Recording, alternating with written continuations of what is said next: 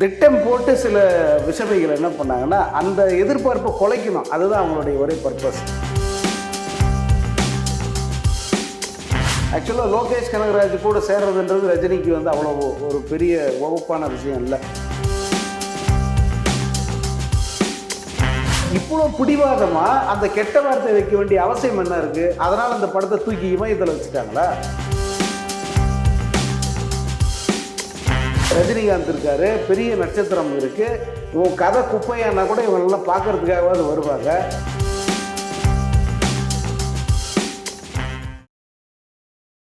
வணக்கம். இன்றைய சந்திப்பில் நம்முடன் இணைந்திருப்பவர் பத்திரிகையாளர் எஸ் சங்கர் அவர்கள். வணக்கம். வணக்கம் புத்தன். ஜெயிலர் 2 அதோட மேக்கிங் வீடியோ வந்தது. அது கொஞ்சம் வித்தியாசமா இருந்தது. அது ஏற்கனவே வந்த வீடியோ தான், புதுசு இல்லை. அவங்க ப்ரொமோவை விட்டாங்க இல்லையா, ஜெயிலர் 2க்கான ப்ரொமோ விட்ட உடனே அது பயங்கரமான ஹிட்டு, மிகப்பெரிய எதிர்பார்ப்பு ஏற்படுத்துச்சு. அப்போது திட்டம் போட்டு சில விஷமிகள் என்ன பண்ணாங்கன்னா அந்த எதிர்பார்ப்பை குலைக்கணும். அதுதான் அவங்களுடைய ஒரே பர்பஸ். எப்பவுமே இது நடக்கும் ரஜினி படத்துக்கு. இதில் ஜெயிலர் 2வோட ப்ரொமோ விட்டு அது பரபரன்னு போன உடனே அதில் வந்து ரஜினி டூப்பு தெரியுமா அவங்களுக்கு அப்படின்னு ஆரம்பித்தாங்க. அவங்களெல்லாம் வந்து என்ன சொல்கிறதுன்னே தெரில.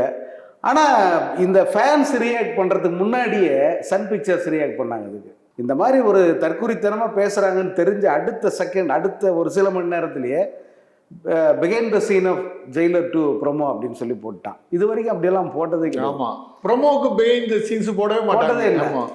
ப்ரொமோவோட பிஹைண்ட் அந்த சீன் வந்து பெருசாக போட்டான். செம்மையாக இருந்தது. அதுதான் இந்த வீடியோ. அதான் மீண்டும் அதில் ரஜினி எப்படி வராரு, ரஜினி வந்து நென்சல் கிட்ட பேசுறது, அதே போல் அனிருத்துக்கிட்ட பேசுறது. அவர் ஒரு ஐடியா கொடுப்பார். ஆக்சுவலாக ரஜினி வந்து பல தன் நடிக்கிற படங்களில் சைலண்டாக பல வேலைகளை வந்து கிரெடிட்டே இல்லாமல் செஞ்சுட்டு போவார். அவருக்கு அதுக்கான கிரெடிட் அவர் எடுத்துக்க மாட்டார். இப்போ நீங்கள் சந்திரமுகியில் லக்கன்னு வருது, அது டைரக்டரோட வேலை கிடையாது, அது ரஜினிகாந்த் கொடுத்த இன்புட் அது. அதே போல் இப்போ அண்மையில் ரஞ்சித் சொல்லியிருப்பார், நான் வந்து கபாலி பண்ணும்போது அந்த இங்கிலீஷ் டைலாக் வருது படத்தில், இங்கிலீஷில் வேகமாக பேசணும், அதை வந்து அவரே எழுதி அவரே பேசிட்டாரு, நான் தமிழில் மட்டும்தான் எழுதினேன் அப்படின்னு சொல்லுவார். இப்படி பல வேலைகள் அவர் செய்வார். இதில் வந்து அவர் என்ன பண்ணுவார்னா, இவங்க ரெண்டு பேரும் அந்த குண்டு வெடிச்சோடனே மூஞ்சை மூடிப்பாங்க. அப்போ ரஜினி உள்ளே வருவார். அப்போ கேட்பார் எங்கே அவங்கன்னு கேட்பார். அதுக்கு பதில் சொல்லணும். அப்போ அந்த போர்வையை எடுக்கணும்ல, இவங்க இது இப்படி எடுக்கட்டான்னு கேட்பாங்க. அப்போ ரஜினி சொல்லுவார், அப்படி வேண்டாம், அவர் காலில் பிடிச்சி இழுக்கிற மாதிரி, ஜஸ்ட் இப்படி இழுக்கிற மாதிரி இவர் ஐடியா கொடுப்பாரு. அதான் ரஜினி இழுக்கிறத விட இப்படி கையில் இப்படி எடுக்கிறத விட இவர் இப்படி இழுத்தாருன்னா அதான் மாசு, ஒரு ஹீரோயிக் ஸ்டைல். அதான் அதை வந்து சொல்லுவார். அதை நெல்சன் வந்து குறிப்பிடுவார். அதெல்லாம் வந்து இந்த பிஹைண்ட் த சீன்ல இருக்கா. அதுக்கப்புறம் வந்து அந்த பாம் பிளாஸ்ட் அவன் கடைசியில் இந்த பிளாஸ்ட்டுக்கு போகிறதுக்கு முன்னாடி ரஜினி வந்து அந்த இது நடந்து போவார். ரெண்டு கையில் 2 வெப்பன் இருக்கும், அதை இப்படி தூக்கி போடுவார். தூக்கி போடும்போது அது எங்கே போய் விழுன்னு மார்க் பண்ணிப்பாங்க. கரெக்டாக அந்த மார்க்கில் போய் விழுங்காது. அவர் வந்து பார்க்கவே மாட்டார், இப்படி முன்னாடி பார்த்துன்னு தான் போவார், இப்படி தூக்கி போட்டு போவார். ரெண்டு மார்க்கில் போய் விழ எல்லாருமே பிரமிச்சு போய் எப்படி அது அப்படின்னு சொல்லி கேட்பாங்களாம். அந்த காட்சிகள்லாம் இந்த பிஹைண்ட் த சீன்ல இருக்கு. ஏன்னா இந்த விமர்சனம் வந்ததுனால இதை வெளியிடுறது மாதிரி ஆயிட்டு. அப்போ அந்த சூழல் அப்போ வெளியிட்டாங்க. இப்போ தீபாவளி கொண்டாடுறத குறிப்பிடுறது ஒன்று, இன்னொன்று கூலியோட கம்ப்ளீட் ஒர்க் முடிஞ்சு போச்சு. படம் ரிலீஸ் ஆச்சு, ஓடிடி ரிலீஸ் ஆச்சு, டிவியில் தீபாவளி இன்னைக்கு போட்டாங்க. அதோட அந்த சாப்டர் முடிஞ்சிருச்சு. நாங்கள் இனி ஜெயிலர் 2 ஸ்டார்ட் பண்ணிட்டோம், ப்ரொமோ ஸ்டார்ட் பண்ணிட்டோம் அப்படின்னு சொல்கிற மாதிரி அது இல்லை. இப்போ இது சம்பந்தமான கேள்வி இல்லை, இருந்தாலும் கேட்க வேண்டியதாக இருக்குது. என்னென்னா ப்ரொமோனா நெல்சன்கிற மாதிரி ஒரு ட்ரெண்ட் உருவாயிடுச்சு. ஏன்னா இப்போ இந்த STR படம் இருக்குல்ல, வெற்றிமாறன் நெல்சன் கூட்டணியே புதுசாக இருக்குது. ஆனால் ப்ரொமோவில் அவரை பார்க்க முடியுது. அது வந்து அந்த மாதிரி ப்ரொமோவை ட்ரெண்டிங் ஆக்குனதே வந்து நெல்சன் தான். அது பல பேர் எடுத்திருக்காங்க. ஆமாம், பல பேர் எடுத்திருக்காங்க. ஆனால் சுவாரஸ்யமாக சொல்லணும்ல, சொல்கிறத சுவாரஸ்யமாக சொல்லி ரசிகர்கள் கட்டி போடணும் அப்படியே. இவர் அதை ஒவ்வொரு படத்துலையும் சக்ஸஸ்ஃபுல்லாக செஞ்சார். அதனால் வந்து அந்த ப்ரொமோ எடுக்கிற இடத்துல இவர் இருந்தாரோ அப்படிதான் நான் யோசிச்சேன். இப்போ வந்து இந்த பைசன் வெளியான காலகட்டத்தில் பைசன் படத்தை பாராட்டி பேசியிருக்காரு ரஜினிகாந்த். இந்த நேரத்தில் வந்து அடுத்த பட இயக்குனர் யார் அப்படிங்கிற ஒரு கொஸ்டினும் உருவாகுது. மாரி செல்வராஜ் பண்ணுவாரோ, வேற யார் பண்ணுவாங்கங்கிறது. இல்லை, அது மாரி செல்வராஜ் கூட வந்து அவர் ரொம்ப நாளாக பேசிக்கிட்டு இருக்கார். பரியேறும் பெருமாள் முடிஞ்சு கர்ணன் ரிலீஸ் ஆன பிறகு வந்து மாரி செல்வராஜை கூப்பிட்டு அவர் கதை பற்றியே பேசியிருக்காரு. ஏன்னா கர்ணன் வந்து அவருக்கு ரொம்ப பிடிச்சி போச்சு. பரியேறும் பெருமாள் ரொம்ப பிடிக்கும் அவருக்கு. பட்டு கர்ணன் வந்து அதுதான் மாசான படம்ல, இது நல்லா இருக்கே படம் அப்படின்னு சொல்லிட்டு இவர்கிட்ட கதையெல்லாம் பேசியிருக்காங்க. பட் இதுதான் இந்த டைம் நம்ம பண்ணலாம், இதுதான் கதை, இதுதான் ப்ரொடியூசர் அப்படியெல்லாம் எதுவும் கமிட் பண்ணிக்கல.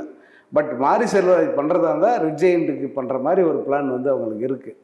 பட் அதுக்கான இது ஸ்கிரிப்ட் இதெல்லாம் வந்து இன்னும் ரெடி ஆகலை. ரெடியானால் கண்டிப்பாக சொல்லுவேன் அப்படின்னு மாரி செல்வராஜ் சொல்கிறாரு. இன்னொன்று, ரஜினியை வச்சு பண்ணுறது அப்படின்னு வந்துருச்சுன்னா நிச்சயமாக வந்து அது பிரம்மாண்டமாக பெரிய அளவுக்கு படமாக இருக்கும். ஏற்கனவே இப்போ தனுஷை வச்சு அவர் பண்ணுற 2வது படம், அவருக்கு இது 6வது படம், தனுஷ் கூட அவர் செய்கிறது 2வது முறை. அந்த படத்தையே வந்து அவர் ஹிஸ்டாரிக்கல் ஃபிலிமாக எடுக்கிறாரா. எனக்கு அது கேட்ட உடனே உண்மையாக ரொம்ப ஆர்வமாயிடுச்சு. மாரி செல்வராஜ் இப்போ இருக்கிற டைரக்டரில் மிஸ்டர் பர்ஃபெக்ட்னு அவரை சொல்லலாம். அவர் ஒரு ஹிஸ்டாரிக்கல் படம் எடுக்கிறாருன்னா அது எப்படி இருக்கும், எதை பேஸ் பண்ணதாக இருக்கும், இந்த கியூரியாசிட்டி வந்து அதிகமாக இருக்குது. இப்படிப்பட்ட ஒரு டைரக்டர் ரஜினியை வச்சு பண்ணும்போது அது என்ன மாதிரி இருக்கும், எவ்வளோ சுவாரஸ்யமாக இருக்கும் அப்படி யோசிக்கல. ஏற்கனவே நம்ம பேசியிருக்கோம், நிறைய இயக்குனர்கள் கதை சொல்லியிருக்காங்க. ஒரு தெலுங்கு இயக்குனர் கதை சொல்லியிருக்காரு. அப்புறம் வந்து இது மாதிரியான பேச்சுலாம் இருந்தது. இப்போ அதை அடுத்த இயக்குனர் யார் தாங்கிறது ஒரு கன்ஃபார்மாக தெரியல. இல்லை, நிறைய பேர் வந்து அவர் கதை சொல்லியிருக்காங்க. இப்போ லோகேஷ் கனகராஜ் 3 கதை சொல்லியிருக்காரு. அது ஆக்சுவலாக லோகேஷ் கனகராஜ் கூட சேர்றதுன்றது ரஜினிக்கு வந்து அவ்வளோ ஒரு பெரிய வகுப்பான விஷயம் இல்லை. அது காரணம் என்னென்னா, கூலியில் வந்து அவர் பண்ணது, ப்ளஸ் வந்து இப்போது கூலி படத்தை இப்போ டிவியில் போட்டாங்க. பார்த்தீங்கன்னா அது வந்து யூஏ சான்றோட ரிலீஸ் ஆன படம். டிவிக்குன்னா யூஏ சான்று, தியேட்டரில் ஏ சான்றோட வந்தது. ஏக்கும் யூஏக்கு என்னடா வித்தியாசம்னு பார்த்தா ஒரு பெரிய வித்தியாசமும் தெரியல. இந்த படத்தில் ஒரு கெட்ட வார்த்தை அதை மட்டும் கட் பண்ணியிருக்காங்க, அந்த பொண்ணு பேசுகிற கெட்ட வார்த்தை. ஏன் அந்த கெட்ட வார்த்தையை கட் பண்ணிட்டு தியேட்டரில் விட்டுருந்தா என்ன கேடு? இது எல்லாரும் கேட்குற கேள்வி. அப்போது இந்த டைரக்டர் எவ்வளோ பெரிய பர்வெட்டாக இருக்கான் அப்படின்ற ஒரு பேச்சு வருது. ஒரு ரஜினி வச்சு பண்ணுற அவரு மொத்த குடும்பமும் பார்க்குற ஒரு ஹீரோ. அவர் குடும்பமாக தான் வருவாங்க. இந்த ஏ படமாக இருந்தால் என்ன, ரஜினி படம் தானே, போனால் விட்டுருவாங்கன்னு நினச்சி நிறைய பேர் குழந்தை குட்டியோடு வந்திருக்காங்க படத்துக்கு. அங்கே வந்து பெரிய இதுனா வந்தது, அவங்க எதிர்த்து பேசுகிறாங்க. பெரிய போர்டு தியேட்டர் வாசலில், இது ஏ படம், குடும்பத்தோடு வராதிங்க, 18 வயசுக்குள்ள வரலாம் போயிடுங்க. ரஜினி பட வரலாற்றிலே இப்படி ஒரு போர்டு எந்த படத்துக்கு வச்சாவே. ஸோ இவ்வளோ பிடிவாதமா அந்த கெட்ட வார்த்தை வைக்க வேண்டிய அவசியம் என்ன இருக்கு? அதனால் அந்த படத்தை தூக்கி இமயத்தில் வச்சுட்டாங்களா? ஒன்றும் கிடையாது. இல்லை, அப்போ இந்த மாதிரி இயக்குனர்கள் வந்து எவ்வளோ பெரிய சாபக்கேடு பாருங்க. இந்த படம் மிகப்பெரிய ஒரு பட்ஜெட்டில் உருவாகுது. அந்த பட்ஜெட்டை விட 2-3 மடங்கு போனால் தான் வந்து அவங்களுக்கு பெரிய லாபம். அது போகிறதுக்கு எல்லா வழியும் இருக்குது. ரஜினிகாந்த் இருக்காரு, பெரிய நட்சத்திரம் இருக்குது. இவங்க கதை குப்பையானா கூட இவங்களெல்லாம் பார்க்கறதுக்காகவாது வருவாங்க.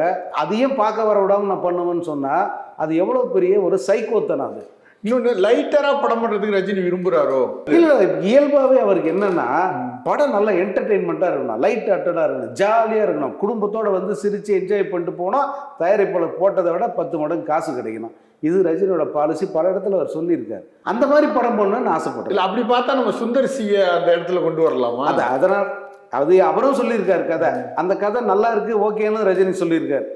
அப்போது இதில் ஏதாவது ஒன்று பண்ணணும் அப்படின்னு அவர் முடிவு பண்ணாருன்னா அநேகமாக வந்து சுந்தர் சிக்கு பண்ண வாய்ப்பு இருக்குது. இப்போ அந்த எஸ்பி முத்துராமன், ராஜசேகர், இது மாதிரி ஒரு காலகட்டம் இருக்குல்ல, ரஜினியை புரிந்து, ரஜினியோட ஸ்டைலை புரிந்து, அவரோட பாணியை புரிந்து படம் எடுத்து ஹிட் பண்ணாங்கல்ல, அந்த இயக்குனர்களோட வரிசை இப்போ இல்லையோன்னு ஒரு இல்லை, உண்மையே இல்லை. ஏன்னா நீங்கள் எஸ்பி முத்துராமன் சாரை பல பேர் வந்து அவர் மசாலா டைரக்டர், கமர்ஷியல் டைரக்டர் அப்படின்னு நினைப்பாங்க. நீங்கள் யோசிப்பார், ரஜினி வச்சு இவ்வளோ பேர் படம் பண்ணாங்கல்ல, எஸ்பி முத்துராமன் மாதிரி வெரைட்டியாக படம் பண்ண டைரக்டர் யாரையாவது சொல்ல முடியுமா? 25 படங்கள் பண்ணி 25 படம். அதில் வந்து ஒரு 4-5 படம் வேணா சிமிலராக பண்ணியிருப்பார். இப்போ ஒரு ஹீரோயிசம் அந்த இருக்கிற படமா. மீதி அவரை மாதிரி வெரைட்டியாக படம் பண்ண ஆளே கிடையாது. போனா ஒரு கேள்விக்குறி, ஆடு புலி ஆட்டம், அதுக்கப்புறம் 6 வரை எவ்வளோ படம், எங்கேயே கேட்ட குரல், இதெல்லாம் எஸ்பி முத்துராமன். நீங்கள் தர்மத்தின் தலைவன் பண்ணார், குரு சிஷ்யன் பண்ணார், அந்த டைரக்டர் படம் தான் இதுன்னு சொன்னா யாராவது நம்புவாங்களா? அவ்வளோ படம் பண்ணியிருக்கு. முரட்டுக்காலை என்ன மாதிரி வெரைட்டி. ரஜினியை வச்சு ரஜினியே கன்வின்ஸ் பண்ணி பண்ணவர் அவர். இந்த 6-60 வரைன்னா இது எனக்கு செட் ஆகுமா சார் அப்படின்னு கேட்குறாரு. அதெல்லாம் செட் ஆகும், நான் பார்த்துக்கிறேன், நீ வா அப்படின்னு கூப்பிட்டு வர்ற அளவுக்கான டைரக்டர் அவர். அப்படிப்பட்ட ஆட்கள் இல்லைன்றது தான் மிகப்பெரிய வருத்தத்தில். நீங்கள் ராஜசேகர் குறிப்பிட்டீங்க. ராஜசேகர் ரஜினி 8 படம் பண்ணியிருக்காங்க. ஹிந்தியில் 3 படம் பண்ணியிருக்காங்க, தமிழில் 5 படம். எல்லா படமும் சூப்பர் டூப்பர் ஹிட் தான்.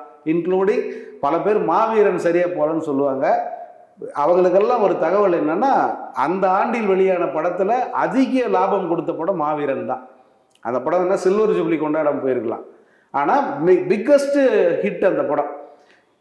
இவ்வளோ பெரிய ஹிட் கொடுத்த டைரக்டர் ஒவ்வொரு படத்துலையுமே அவ்வளோ வெரைட்டி காமிச்சிருப்பார். நீங்கள் தம்பிக்கு எந்த ஊர் எடுத்திங்கன்னா அது ஒரு ஜானர், படிக்காதவன் எடுத்திங்கன்னா அது வேறு மாதிரி இருக்கும், தர்மதுரை அது வேறு மாதிரி இருக்கும், மாப்பிள்ளை அது வேறு மாதிரி இருக்கும். இதெல்லாம் வந்து ராஜசேகர் கொடுத்த படம். அந்த மாதிரி டைரக்டர் யாராவது இப்போ காட்ட முடியுமா? இப்போ ரஜினிக்கு இதெல்லாம் பண்ணார்ல, அந்த பக்கம் சும்மா இல்லை, கமல்ஹாசன் அவருக்கு வந்து விக்ரம், காக்கி சட்டை அந்த மாதிரி படம் அவருக்கு பண்ணார். அதனால் அந்த மாதிரி இயக்குனர்கள் இல்லை. அவங்க வந்து இவ்வளோ பெரிய ஸ்டார் அவங்கள ஆளுமை திறனோட வந்து அவங்கள இயக்குனாங்க. ஓரளவுக்கு நெல்சன் வந்து அந்த இடத்துக்கு வர்றாரு. நெல்சன் ஓகே, நெல்சனை வந்து அந்த லைனில் சொல்லலாம். மற்றபடி முன்னாடி வந்து வாசு சொல்லலாம், பி வாசு. வாசு நிச்சயமா வாசை வந்து சொல்லலாம். நீயே மன்னன் மாதிரி ஒரு படம் யாருக்கு திருப்பி எடுக்க முடியும்? மன்னன் வந்து வாசு சாரோட படம், அதைத்தான் மற்ற லாங்குவேஜில் எடுத்தாங்க, ஒரிஜினல் படம் அது.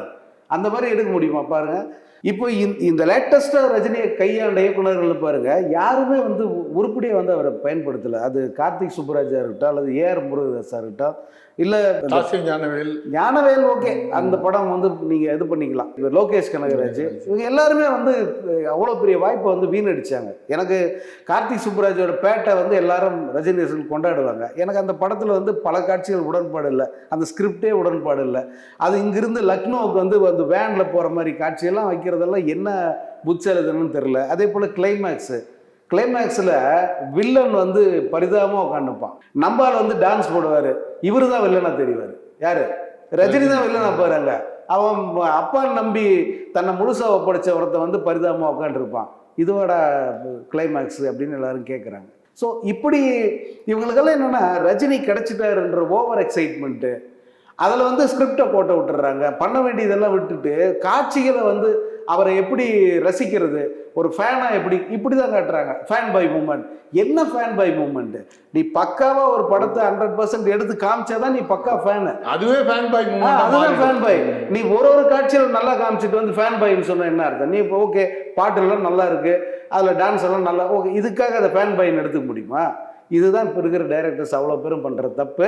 அதில் ஒரு எக்ஸப்ஷன் வந்து நம்ம நெல்சன். அப்புறம் எனக்கு இன்னொன்று ஒரு விதிவிலக்காக நான் அட்லியை கூட இதில் சேர்த்துக்கலாம். இன்னும் அட்லி படம் பண்ணல, பட் அட்லி பண்ணால் உண்மையிலே வந்து அது மிகப்பெரிய ஒரு மாஸ் ஹிட்டாக இருக்கும் படம். ஏன்னா ரஜினியோட ஸ்கேல் புரிஞ்சவர், ரஜினிக்கு என்ன மாதிரி படம் பண்ணால் நல்லாயிருக்கும் அப்படின்னு தெரிஞ்சவர்.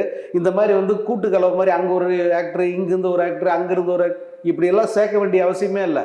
பியூராக ரஜினின்ற ஒரு மாஸ் அவர் ஒருத்தர் இருந்தால் போதும் அப்படின்னு நம்பக்கூடிய ஆள் யாருன்னா அட்லி. எதிர்காலத்தில் நடக்கிறதுக்கு வாய்ப்பு பண்ணா நல்லா இருக்கும். மீண்டும் பேசுவோம். நன்றி, வணக்கம். வணக்கம். இந்த வீடியோ உங்களுக்கு பிடிச்சிருந்தா லைக் பண்ணுங்க, ஷேர் பண்ணுங்க, கமெண்ட் பண்ணுங்க. மறக்காம OH சினிமா சேனலுக்கு சப்ஸ்கிரைப் பண்ணுங்க.